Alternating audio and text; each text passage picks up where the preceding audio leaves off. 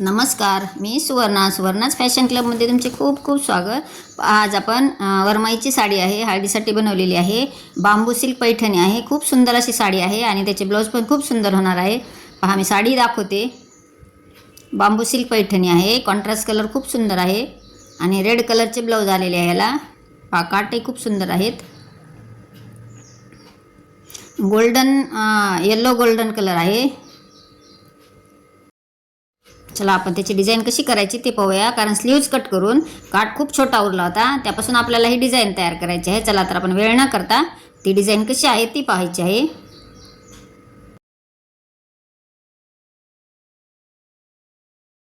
हे पहा, मी त्यासाठी बॅक साइड कट करून घेतलेली आहे आणि फक्त छोटा एवढाच काठ उरला होता, त्यापासून आपल्याला ही डिझाइन बनवायची आहे।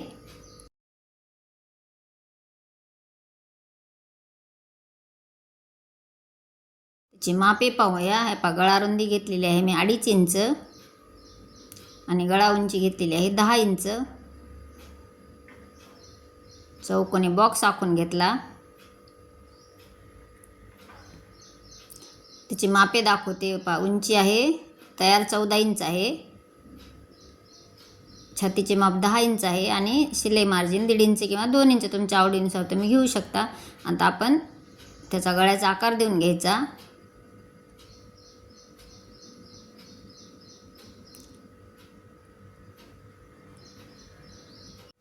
आपल्याला गळ्याची उंची जेवढी पाहिजे आहे तेवढी तिथपर्यंतच आपल्याला आकार टाकून घ्यायचा आहे। आता मी अस्तर कट करून घेणार आहे। अस्तर कट करून घेतले, जसा आखला होता, कुठेही कॅनव्हासचा वापर केलेला नाही आहे। जी डिझाइन आखली होती ती कट करून घेतली। आता आपण याला अस्तराने मेन फॅब्रिक आहे ते जॉईन करून घ्यायचे।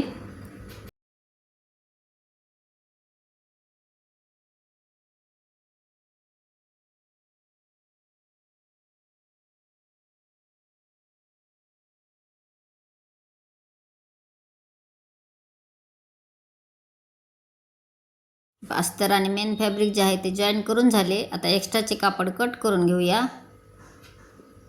त्या एक्स्ट्राचे कापड जे आहे ते कट करून घेतले। आता ह्याचप्रमाणे मी दुसराही पार्ट तयार करून घेतला। त्या दोन्ही पार्ट तयार झालेले आहेत। आता मी ह्याला रेडीमेड जी पाइपिंग मिळते ती पाइपिंगचा वापर केलेला आहे गोल्डन कलरचा।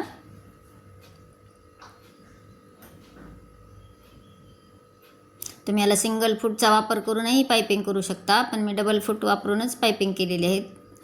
तरी खूप सुंदर आणि बारीक पाइपिंग जे आहे ते नाजूक पाइपिंग आली पाहिजे, त्यासाठी ही ट्रिक वापरा, म्हणजे तुम्हाला पाइपिंग करण्यासाठी खूप सोपे जाईल आणि एकदम ब्लाऊज जे आहे ते फिनिशिंग येईल तुमचे। जिथं कॉर्नर आलेला आहे तिथं थोडासा मी कट मारला, म्हणजे आपली जी पाइपिंगची पट्टी असते ती वळवण्यासाठी आपल्याला खूप सोपे आणि फिनिशिंग येते। पाइपिंगची जी पट्टी आहे ती जॉईन करून झालेली आहे।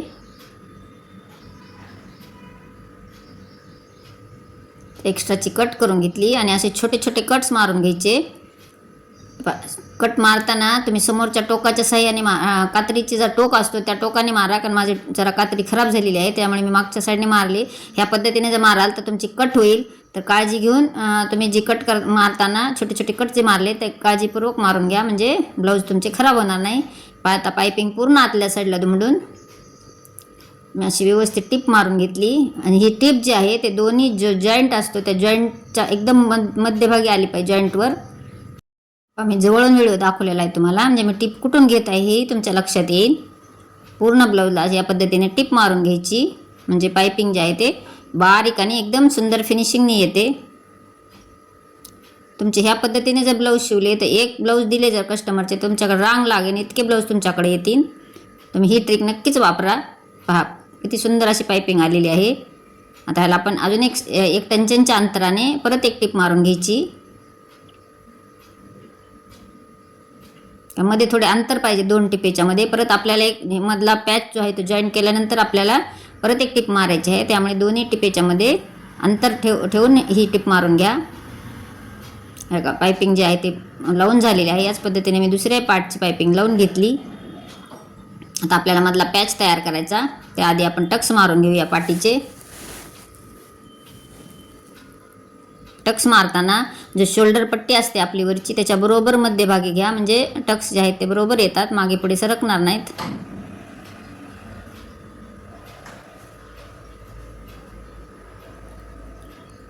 आणि ह्या डिझाईन बरोबरच जर तुम्हाला कटिंग स्टिचिंगचं जर व्हिडिओ पाहायचे असतील तर नक्कीच मला कमेंट करा. म्हणजे तुम्हाला प्रिन्स कट, कटोरी ब्लाऊज, बोटनेक ब्लाऊज, मद्रास कटोरी असे वेगवेगळे प्रकारचे ब्लाऊज शिकवले जातील आणि तेही फ्रीमध्ये. कुठेही तुम्हाला 1 रुपयाही खर्च करायची गरज नाही.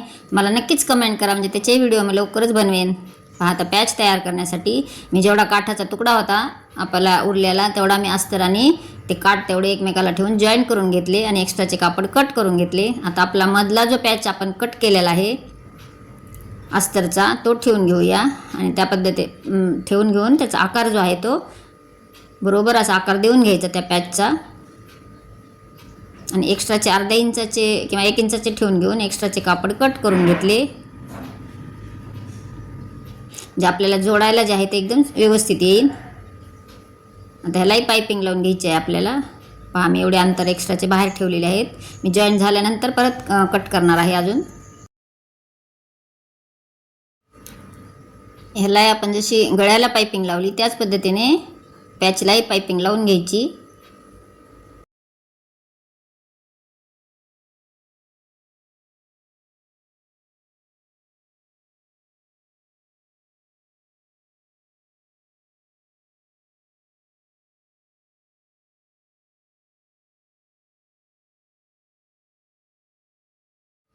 हे पण पायपिंग लावून झाल्यानंतर पट्टी पूर्ण आतल्या साईडला दुमडून घेऊन परत एक टिप मारून घेतली.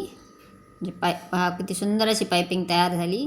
परत त्याला 1 टंचेंचं अंतर ठेवून परत एक टिप मारून घ्यायची. म्हणजे पायपिंगची जी पट्टी असते ती अटॅच होऊन जाते आणि दिसायला एकदम फिनिशिंगने ब्लाऊज दिसते.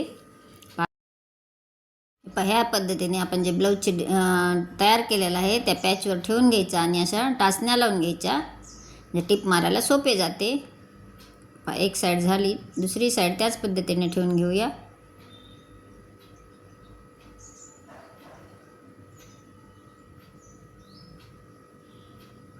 आता दोन्ही पार्ट एकमेकाला जॉईन करून घ्यायचे. हे सुरुवातीला असे लॉक करून घ्यायचे, म्हणजे डिझाईन जे आहे ते निघणार नाही. सुरुवात आणि शेवट नक्कीच आठवणीने लॉक करा, म्हणजे डिझाईन आपली ब्लाऊज अंगात घातल्यानंतर अजिबात फिनिशिंग आपली म्हणजे ब्लाऊज उकलल्या जात नाही किंवा खराब होत नाही.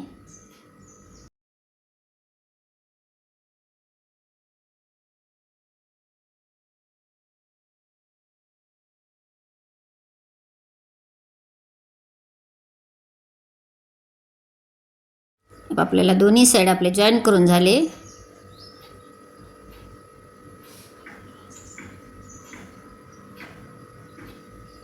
आता टाचण्या काढून घेतल्या. आता आपल्याला जी आपण डबल टिप मारलेली आहे, आपण पायपिंग केलेली, तिथं मी याच्या आधी सुरुवातीला सांगितले होते की आपल्याला परत एक टिप मारायची आहे. तर त्या दोन्ही टिपेच्या मधोमध एक परत टिप मारली, म्हणजे डिझाईनची फिनिशिंग पण दिसते आणि डिझाईन जी आपण तयार केलेली ती पण व्यवस्थित अटॅच होते. ह्याच पद्धतीने दुसऱ्याही साईडला करून मारून घेतली.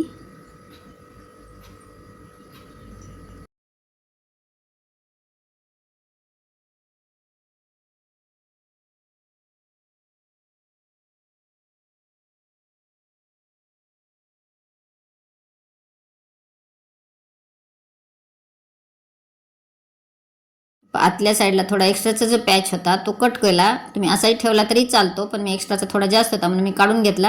आता आपल्याला पाठीची पट्टी लावायची आहे, त्यासाठी 1.5 इंचाची पट्टी करून एका साईडला दुमडून घेतलेली आहे आणि पट्टी लावून घेतली. एक्स्ट्राची पट्टी कट केली. आता त्याच्यावर एक दाबटीप मारून घेतली. एक दाबटीप मारून घ्यायची.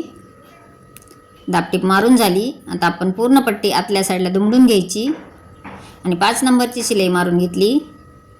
आपली शिलाई पूर्ण बॅक साईड जे आहे ते तयार झालेली आहे. तर चला मग ही डिझाईन कशी वाटली, तुम्हाला जर आवडली असेल तर एक लाईक करा. चॅनल नवीन असाल तर सबस्क्राईब करा आणि तुमच्या मित्रमैत्रिणींना शेअर करा, म्हणजे तुम्हालाही या डिझाईनचा उपयोग होईल. संपूर्ण व्हिडिओ पाहिल्याबद्दल धन्यवाद. भेटूयात अशाच नवीन व्हिडिओजमध्ये. Bye bye. श्री स्वामी समर्थ.